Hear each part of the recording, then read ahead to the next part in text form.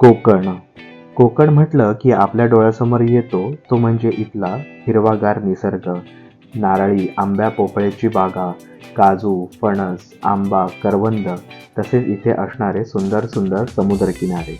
इथले हे सुंदर समुद्रकिनारे म्हणजे कोकणची जणू खासियतच. अशा या कोकणात प्रसिद्ध विजयदुर्ग आणि सिंधुदुर्ग हे किल्ले सोडल्यास असे अनेक किल्ले आहेत जे अजूनही अपरिचित आहेत. अशाच एका अज्ञात किल्ल्याला आज मी भेट द्यायला आलो आहे. त्या किल्ल्याचं नाव आहे किल्ले निवती.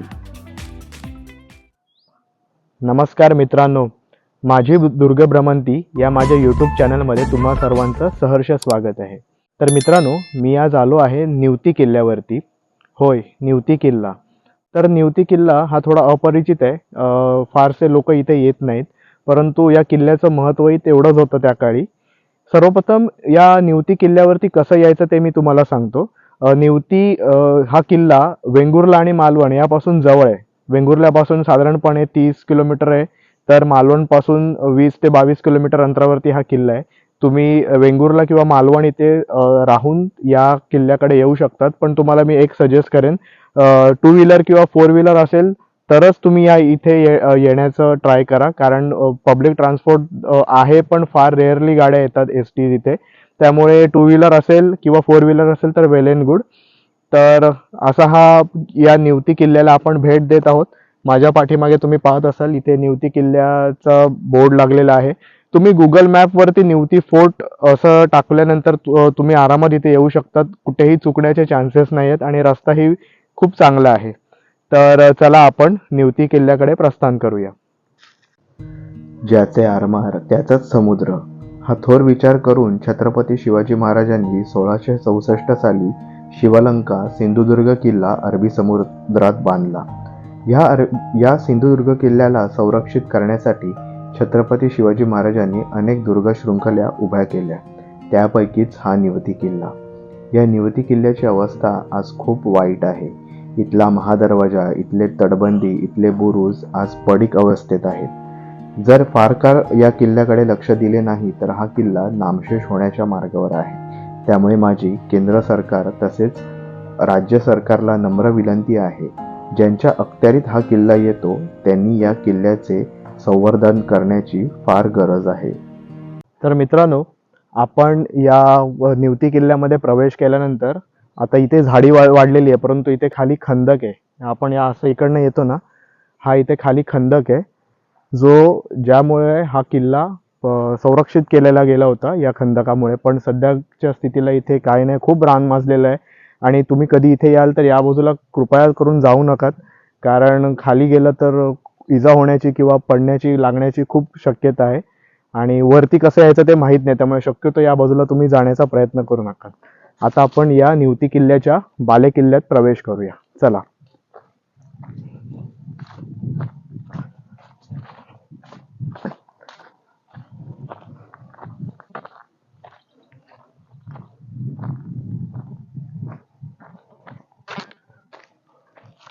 तर मित्रांनो, आपण या निवती किल्ल्याच्या बाले किल्ल्यात आलेलो आहोत.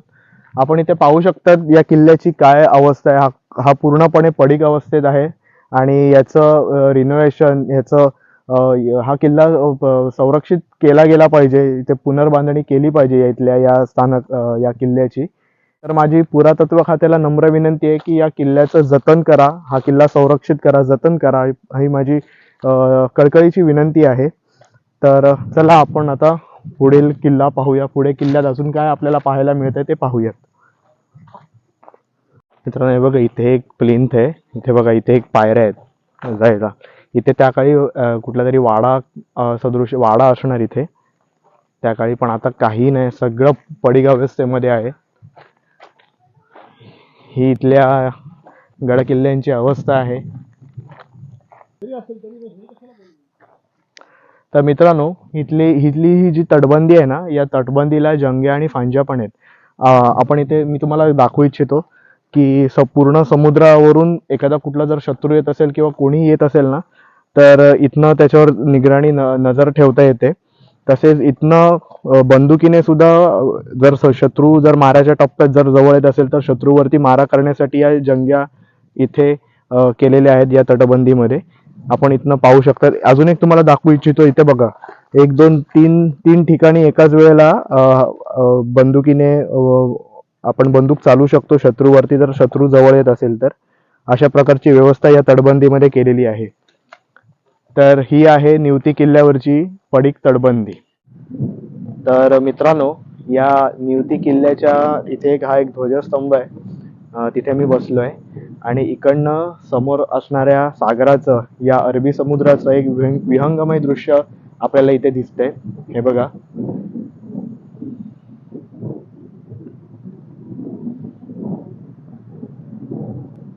तसेच तिथे आपण समोर आता त्या बाजूला सूर्यास्त होत आहे त्यामुळे दिसत नाही नीट, पण तिथे निवतीचा दीपगृह आहे, लाईट हाऊस आहे तिकडे.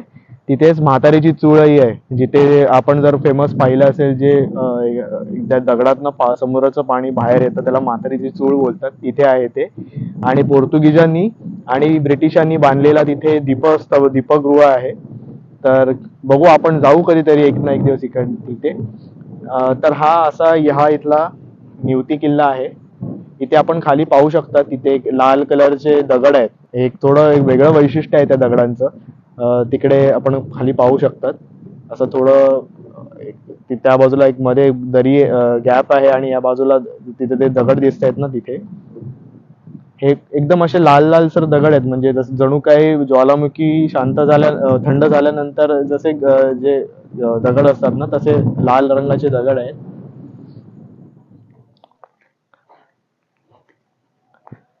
मित्रांनो, आपण इथे पाहू शकतात, ही पूर्णपणे तटबंदी ढासळलेली आहे. आता इथे काहीही शिल्लक नाही. हे फक्त इथे वाड्याचे अवशेष आहेत. हे बघा, इथे हे झोत आहे, पण इथे काय असेल काही सांगता येत नाही. इकडनं या बाजूला पूर्ण असं जंगल वाढलेलं आहे, पण तिथे किल्ल्याचे असे कुठले अवशेष किंवा तटबंदी दिसत नाही. त्यामुळे हा किल्ला एवढाच आहे असं मी बोलेन. त्या बाजूला असेलही, पण खूप जंगल आहे, त्यामुळे तिथे जाणं मला योग्य वाटत नाही. त्यामुळे आम्ही इथनच पुन्हा मागे जातो.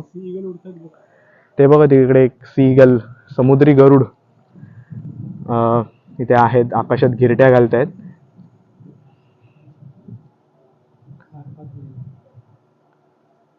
कुठलं तरी खाद्य असणार तिकडे, त्यामुळे तिथेच घिरट्या घालतायत ते. तसेच इथे बघा, हा विशाल अरबी समुद्र.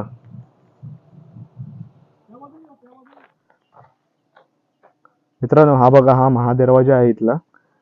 आणि ही बघा इथली अवस्था काय आहे या महादरवाजाची. इथे पूर्ण भगदाड पडलंय या तटबंदीला इथल्या. तर मित्रांनो, आपण या निवती किल्ल्याच्या महादरवाजापाशी उभे आहोत. माझ्या मागे तुम्हाला दिसतोय हा निवती किल्ल्याचा महादरवाजा आहे. कधी काळी हा भव्य दिव्य असा दरवाजा होता, परंतु आता पूर्णपणे तो मोडकळीला आलेला आहे. मी आता तुम्हाला या निवती किल्ल्याचा एक थोडक्यात इतिहास सांगतो. छत्रपती शिवाजी महाराजांनी 1664 साली सिंधुदुर्ग किल्ला बांधल्यानंतर हा निवती किल्ला बांधला.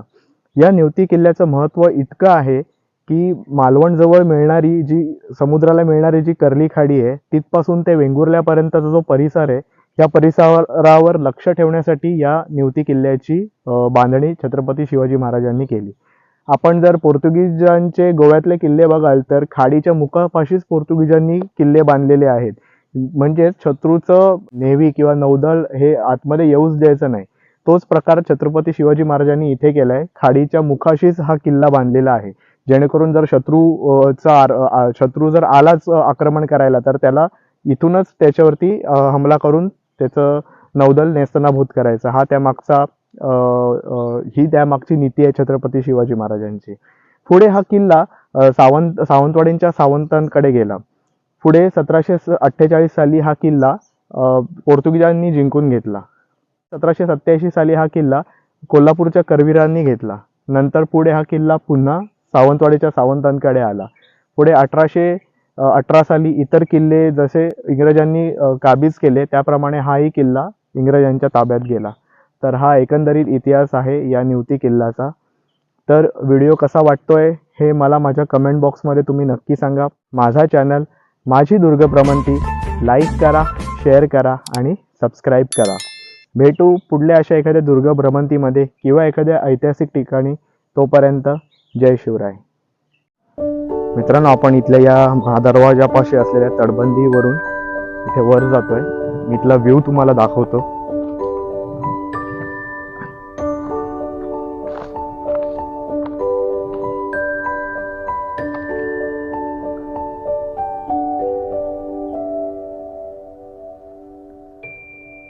हा पहा, तिथे निवतीचा समुद्र किनारा आहे.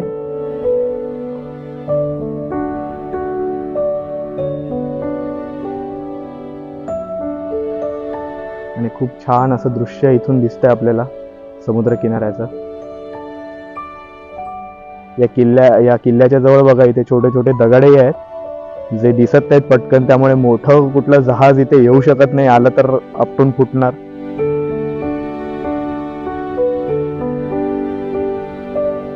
ओके.